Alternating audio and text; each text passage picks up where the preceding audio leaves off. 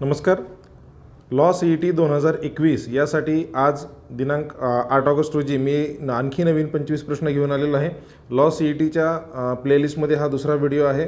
चला तर मग व्हिडिओला सुरुवात करूया. प्रश्न पहिला आहे, मरणास कारण व्हावे या उद्देशाने केलेल्या इजेमुळे मृत्यू आल्यास हे कृत्य करणाऱ्या व्यक्तीने डॅश डॅशचा अपराध केलेला आहे असे मानले जाते.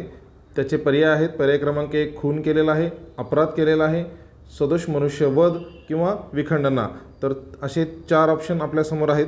तर याचं बरोबर उत्तर आहे सदोष मनुष्यवध. याचं बरोबर उत्तर आहे सदोष मनुष्यवध. हा त्याचा पर्याय क्रमांक 3 हा बरोबरचा पर्याय आहे. पुढचा प्रश्न आहे, फौजदारी प्रक्रिया संहिता 1973 अन्वये वरिष्ठ पोलीस अधिकाऱ्याच्या अधिकारांची तरतूद कलम डॅश डॅशमध्ये केली जाते. कलम 12मध्ये, कलम 30मध्ये, कलम 32मध्ये आणि कलम 36मध्ये. तर याचं बरोबर उत्तर आहे कलम 36मध्ये, पर्याय क्रमांक 4. घेऊयात पुढचा प्रश्न.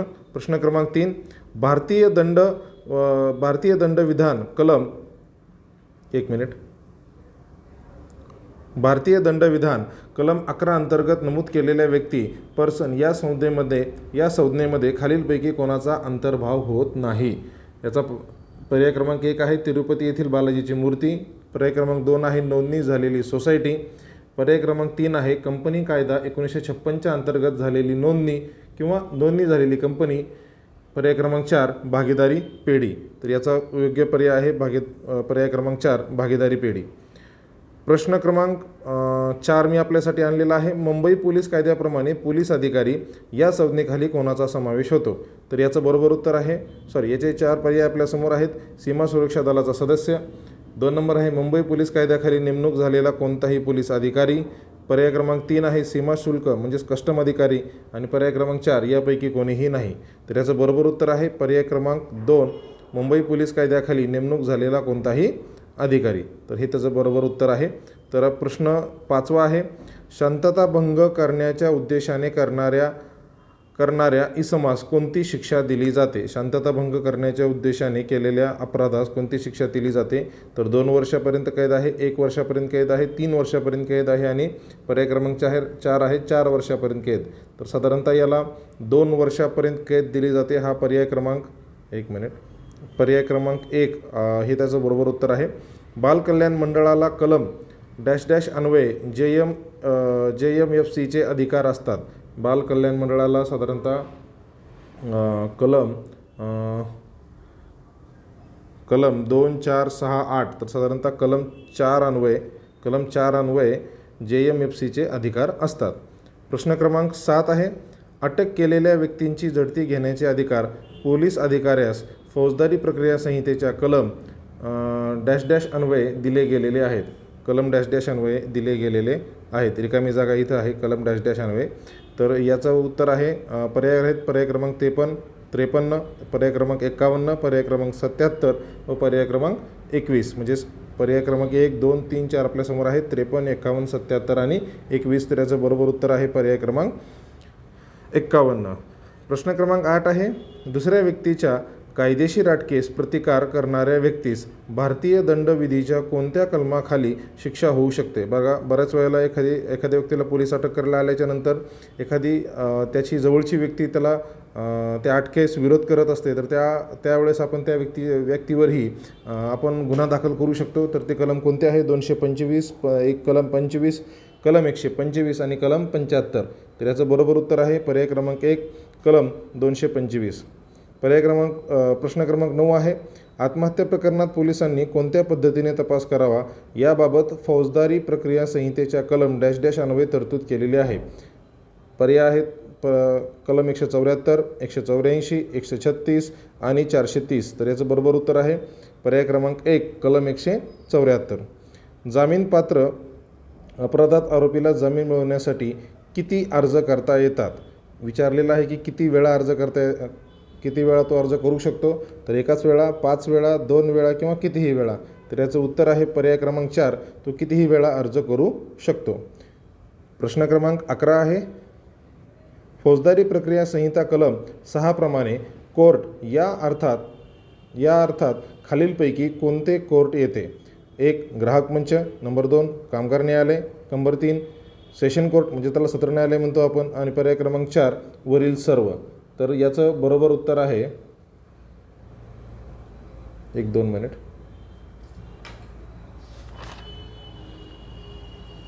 Session court. पर्याय क्रमांक 3 याचं बरोबर उत्तर आहे सेशन कोर्ट. पुढचा प्रश्न आहे, सार्वजनिक जुगाराच्या अड्ड्यासंदर्भात खालीलपैकी कोणत्या व्यक्तींना जुगार प्रतिबंधक अधिनियमाखाली शिक्षा देता येत नाही? पर्याय क्रमांक 1 जुगारी अड्ड्याचा मालक. पर्याय क्रमांक 2 अड्ड्याच्या जागेची देखभाल करणारी व्यक्ती. पर्याय क्रमांक 3 जुगारी अड्ड्यात खेळण्यासाठी हजर असणाऱ्या व्यक्ती. पर्याय क्रमांक 4 वरीलपैकी सर्व शिक्षेस पात्र. तर याचं बरोबर उत्तर आहे, हे चौघांनाही म्हणजे वरच्या तिघांनाही आपण काय करू शकतो, शिक्षा देण्यास पात्र आहे, तसा अधिनियम बनवलेला आहे. प्रश्न क्रमांक 13 आहे, भारताच्या हत्यार कायद्याअंतर्गत एखाद्या व्यक्तीला जास्तीत जास्त किती अग्निशस्त्रे बाळगता येतात?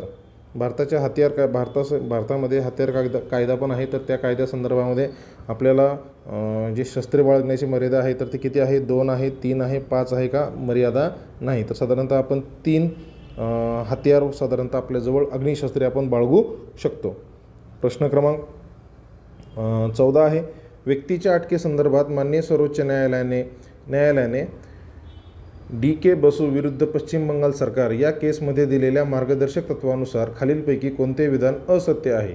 पर्याय क्रमांक 1 व्यक्तीस त्या अटकेची कारणे सांगावीत. पर्याय क्रमांक 2 अटक केलेल्या व्यक्तीच्या नातेवाईकास किंवा मित्रास लवकरात लवकर कळवावे. पर्याय क्रमांक 3 अटक असेपर्यंत दर 48 तासांनी वैद्यकीय तपासणी करावी. पर्याय क्रमांक 4 अटक केलेल्या व्यक्तीस सुरक्षिततेच्या दृष्टीने हातकड्या घालाव्यात. तर अटक केलेल्या व्यक्तीस सुरक्षिततेच्या दृष्टीने हातकड्या घालाव्यात हा पर्याय क्रमांक 4 याचं बरोबर उत्तर आहे. प्रश्न क्रमांक 15 आहे, लोकसेवकाला माहिती असून देखील दस्तऐवज भाषांतर चुकीचे केले तर त्यास भारतीय दंडविधीच्या कोणत्या कलमान्वये शिक्षा होती? बऱ्याच वेळेला एक लोकसेवक असतात की जे ट्रान्सलेटर म्हणून मोठ्या अधिकाऱ्यांकडे किंवा मोठ्या व्यक्तींकडे ते काम करत असतात शासकीय. तर त्यांना जर अर्थ माहीत असताना पण त्यांनी चुकीचं भाषांतर केलं तर त्यांच्या विरोधात गुन्हा दाखल होतो. तर तो गुन्ह्यासाठी कलम आहेत 167, 177, 187 आणि 97. तर याचं बरोबर उत्तर आहे पर्याय क्रमांक 1 167, 167. प्रश्न क्रमांक 4 आहे, फौजदारी प्रक्रिया संहितेच्या कलम 144 अंतर्गत काढलेल्या संचारबंदीचा हुकूम जास्तीत जास्त किती कालावधीसाठी काढता येतो? तर साधारणतः हा जो हुकूम आहे तो जास्तीत जास्त किती कालावधीसाठी काढता येतो? तो जास्तीत जास्त 1 वर्षापर्यंत, 2 महिन्यापर्यंत, 15 दिवसांसाठी व वरीलपैकी कोणतेही नाही. तर 144 हे फक्त 2 महिन्यापर्यंत आपण काढू शकतो. 2 महिन्यापर्यंत, त्याच्यापेक्षा जास्त आपण काढू शकत नाही आहे. भारतीय दंडविधी कलम 29 प्रमाणे खालीलपैकी कशाला दस्तऐवज म्हणतात? 1 बकेवर काढलेला धनादेश. 2 मुखत्यारपत्र. 3 2 व्यक्तीमधील लिखित करार. आणि पर्याय क्रमांक 4 वरीलपैकी सर्व. तर बँकेवर काढलेला धनादेश हा इथं बँकेवर लिहा. तर पर्याय क्रमांक 4 हे त्याचं बरोबर उत्तर आहे की वरील सर्व हे दस्तऐवज म्हणता येतात. प्रश्न क्रमांक 18 आहे, मोटार वाहन अधिनियम 1889 नुसार लोकसेवा वाहनांच्या चालकांची कर्तव्य, कार्य व वर्तणूक या संदर्भात मार्गदर्शन करणारा नियम. तर मोटार वाहन नियम 1889ला आलेला होता. त्यानुसार काही नियम पारित करण्यात आलेले होते. पर्याय क्रमांक 20. पर्याय क्रमांक 1 नियम 20. पर्याय क्रमांक 2 नियम 102. पर्याय क्रमांक 3 नियम 23 आणि पर्याय क्रमांक 4 नियम 222. तर याचं उत्तर आहे पर्याय क्रमांक 1 नियम 20. पुढचा प्रश्न घेऊया. भारतीय दंडविधीमधील तरतुदीनुसार खालीलपैकी कोणते कृत्य गुन्हा होणार नाही? पर्याय पहिला, अ ने इन्कम टॅक्स अधिकारी आहे असे भासून खोटे सर्च वॉरंट आणून झडती घेतल्यास. पर्याय क्रमांक 2 मध्यरात्री अ ने पोस्टमन असून तार आणली आहे असे भासून बोला दार उघडायला लावले. पर्याय क्रमांक 3 RTO इन्स्पेक्टरचा गणवेश घालून अ ने 2 टॅक्सी ड्रायव्हर्सचे लायसन्स जप्त केले. पर्याय क्रमांक 4 विविध वेशभूषेसाठी अ ने पोलीस इन्स्पेक्टरचा गणवेश आणि बिल्ले धारण केले. तर याचं बरोबर उत्तर आहे पर्याय क्रमांक 4 विविध वेशभूषेसाठी अ ने पोलीस इन्स्पेक्टरचा गणवेश आणि बिल्ले धारण केले. तर जे वरचे आहेत मित्रांनो इन्कम टॅक्स वगैरे यांच्यावर 420 दाखल होतो, तो फसवणुकीचा गुन्हा आहे, पण तो सिद्ध व्हावा लागतो. त्यामुळे याचं जे उत्तर आहे की विविध वेशभूषा स्पर्धेसाठी ने पोलीस इन्स्पेक्टरचा गणवेश आणि बिल्ले धारण केले. पोलीस इन्स्पेक्टरचा गणवेश आणि बिल्ले हे तुम्ही दोन्ही धारण करू शकत नाही आहे, तो कायद्याने तसा गुन्हा आहे. प्रश्न क्रमांक 20 पाहूया आपण. मुख्य पोलीस आयुक्त यांच्या मुख्य पोलीस अधीक्षकच्या कलम 33 नुसार वाहतुकीबाबत नियमन व सुव्यवस्था राखण्यासाठी नियम करण्याचे अधिकार खालीलपैकी कोणत्या अधिकाऱ्यास आहे? पोलीस आयुक्त, पोलीस अधीक्षक, जिल्हा मॅजिस्ट्रेट आणि वरील सर्व. तर जे नियम आपण पाहतो तर ते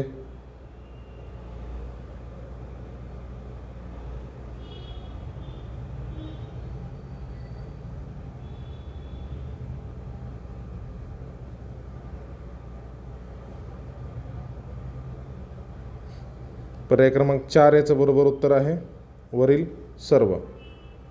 पर्याय क्रमांक 4 पोलीस आयुक्त, पोलीस अधीक्षक, जिल्हा मॅजिस्ट्रेट वरील सर्व. प्रश्न क्रमांक 21 आहे. खालीलपैकी कोणत्या दस्तऐवजाला सार्वजनिक